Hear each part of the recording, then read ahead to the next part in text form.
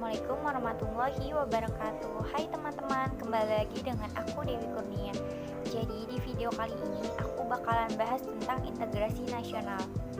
Nah, kalian tahu gak sih apa itu integrasi nasional?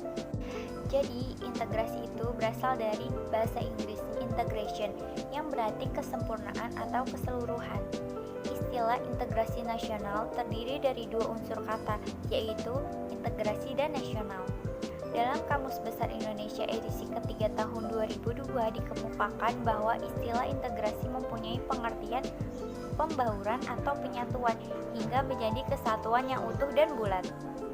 Integrasi sosial dimaknai sebagai proses penyesuaian di antara unsur-unsur yang saling berbeda dalam kehidupan masyarakat yang memiliki keserasian fungsi.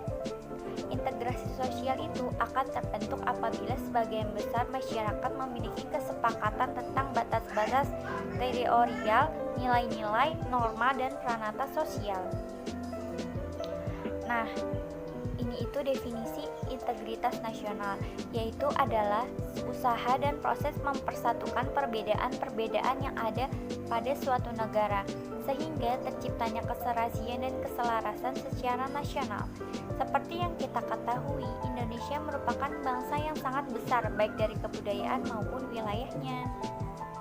Nah, ini ada pengembangan integrasi di Indonesia, yaitu menurut Wolhard Ringing dalam Muhaimin dan Colin Max Andrews tahun 1995 menyebut ada 5 pendekatan atau cara bagaimana para pemimpin politik mengembangkan integrasi bangsa. Kelima pendekatan yang selanjutnya kita sebut sebagai faktor yang menentukan tingkat integrasi suatu negara adalah: yang pertama itu adanya ancaman dari luar. Nah, yang kedua itu gaya politik kepemimpinan. Yang ketiga kekuatan lembaga-lembaga politik. Yang keempat ideologi nasional. Dan kelima kesempatan membangun ekonomi. Nah, ada juga nih pendapat lain. Pendapat lainnya menyebutkan bahwa integrasi bangsa dapat dilakukan dengan dua strategis kebijakan, yaitu pertama polisi assimilationist. Nah, yang kedua itu polis Bhinneka Tunggal Ika. Itu menurut Samsudin tahun 1989. Nah, ini ada kebijakan strategis yang sebaiknya dilakukan di Indonesia.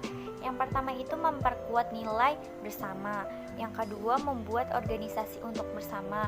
Yang ketiga menciptakan ketergantungan ekonomi antar kelompok. Nah, yang keempat itu mewujudkan kepemimpinan yang kuat. 5. Menciptakan musuh bersama. Keenam membangun fasilitas. Ketujuh menghapuskan identitas-identitas lokal. Ke-8 membaurkan antar tradisi dan budaya lokal. Ke-9 itu menguatkan identitas nasional nih. Nah, integrasi masyarakat yang sepenuhnya memang sesuatu yang tidak mungkin diwujudkan, karena setiap masyarakat itu punya potensi integrasi, juga menyimpan potensi konflik atau pertentangan. Nah, persamaan kepentingan kebudayaan untuk bekerja sama, serta konsensus tentang nilai-nilai tertentu dalam masyarakat mempunyai potensi yang mengintegrasikan. Nah, sebaliknya, perbedaan-perbedaan yang ada dalam masyarakat seperti perbedaan suku, agama, budaya, dan kepentingan adalah dia tuh kayak menyimpan konflik gitu loh. Nah, dia itu bisa terjadi apabila itu tidak dikelola dengan cara dan sikap yang tepat. Nah, menurut Al-Hakim 2001, dia mengemukakan adanya beberapa faktor yang perlu diperhatikan untuk membangun wawasan kebangsaan Indonesia yang solid dan integrasi yang mantap serta kokoh. Yang pertama, ada kemampuan dan kesadaran bangsa dalam mengelola perbedaan-perbedaan, sara dan keanekaragaman budaya dari adat istiadat yang tumbuh dan berkembang di wilayah Nusantara. Perbedaan-perbedaan itu bukanlah sebagai suatu hal yang harus dipertentangkan, akan tetapi harus diartikan sebagai kekayaan potensi bangsa.